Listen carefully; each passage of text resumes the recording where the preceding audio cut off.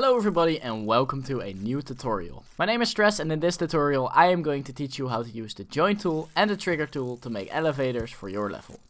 Okay, so I've got my first block ready and in position, and what we're going to do is we're going to go ahead and open up the join tool and we're going to change this to slide. Now click your block like that and you'll have a slider tool. Now we're going to go ahead and select the slider tool, and the first thing I want to do is select enable motor. Enable it by clicking it. And then under that you'll have your motor force and motor speed. I'm going to move my motor force all the way up, which means that the motor is powerful and is not phased by anything that touches it. My motor speed is going to be -3, making it go down slowly. Remember, minus means down. Enter. We could play around with the limits. For example, if I would say, okay, our lower limit is... Let's say I wanted to limit my block. I could select enable limit and I could say, okay, it's only going to go down to -200. Let's test that to show you what it looks like. It's gonna go down and it's gonna stop at a level of 200. However, since we don't really need that at the moment, I'm gonna uncheck that. And next thing we're gonna do is we're going to add a trigger. The trigger is right here. Click it and we're going to go ahead and draw a shape like this. There's two things that we need to connect to our trigger. The first one is the join tool. So we're going to go ahead and select it. And then the second one is the block itself. So add target and the block. There you go. Next up, we're going to set up our elevator. If you're confused by this, you can just copy whatever settings I'm entering and you'll get the same result. As you can see, there are two targets to this trigger. The first target is the joint that we selected and the second target is the block. Now the reason I added the block is because we are going to set triggered by attached targets only.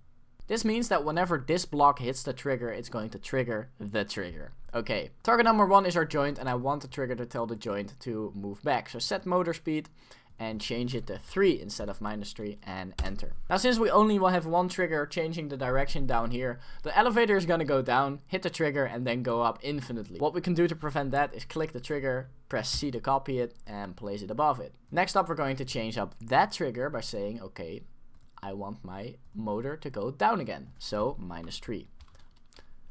-3 and enter. Now our elevator should be all set up. Let's test our elevator. We're going to drive on top of it. And there it goes, all the way down. Now it's going to go ahead and hit the trigger, and as soon as it does, it goes back up. Now of course we place down a second trigger, so as soon as it hit that trigger, it's going to go down again. Perfect. Of course, all we have to do is drive off, but it's nice that we have an elevator that goes back up. Let me change the visual to sand so that the player understands better that this is a block that you can stand on, and there you go.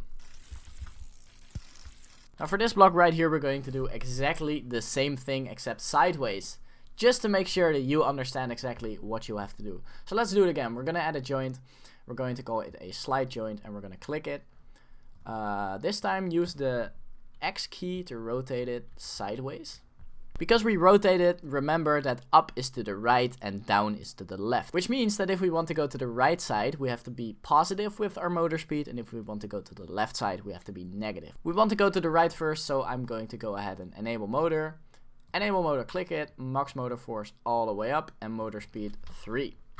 It's going to be positive as we go to the right. Enter. Next up, I'm going to add my first trigger. My first trigger is going to be right here. I'm going to go ahead and select it and then add targets. We're going to go ahead and add the joint and the block itself as well. As you can see, there's two lines coming from the trigger, meaning that I added both of them. So I'm going to place my trigger back. I'm going to go ahead and go to target 1 and set the motor speed to -3 instead of 3.